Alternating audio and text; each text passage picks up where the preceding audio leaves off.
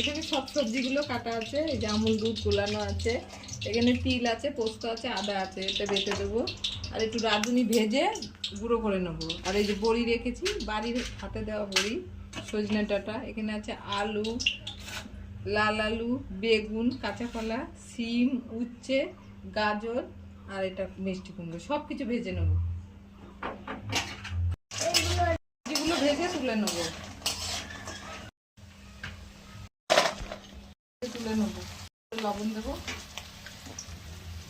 ভাজা হয়ে যাচ্ছে একে একে, এগুলো হয়ে গেছে, তুলে নেবো। আর সিমটা ভাজবো, তাহলে হয়ে যাবে ভাজা।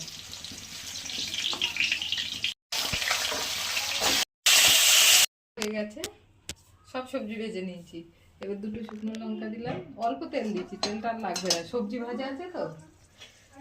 একটু পাঁচ ফোড়ন দিলাম, ফোড়নে ডাঁটাটাতে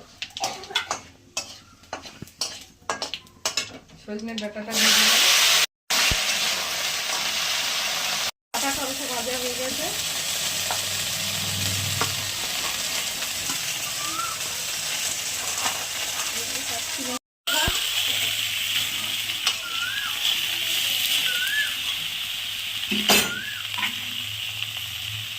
লবণ দিলাম,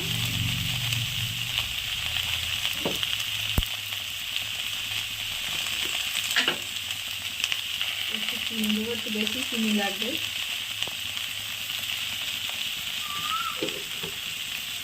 রেখেছিলাম, এটা আছে আদা, পোস্ত আর তিল বাটা, সাদা তিল।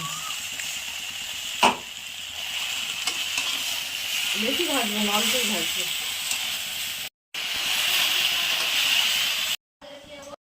উচ্ছেগুলো দিয়ে দিলাম। এবারে এই যে আমুল দুধগুলো রেখেছি দিয়ে দিলাম। গরুর দুধও হবে, কিন্তু আমি আমুল দুধই দিলাম। বড়িগুলো দিয়ে দেবো, দিয়ে ঢাকা দিয়ে দেবো। বড়িগুলো দিয়ে ভেজে গুঁড়ো করে রেখেছিলাম, দিয়ে দিলাম।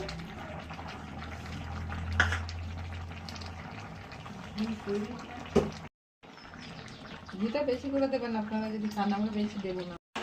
নামিয়ে দিচ্ছি। আমি তো আমার মতো করলাম, আপনারা কেমন করেন জানি না, এরকম করে খেয়ে দেখবেন একবার। হয়ে গেছে, আমাদের লোক বেশি, একটু বেশি করেছি।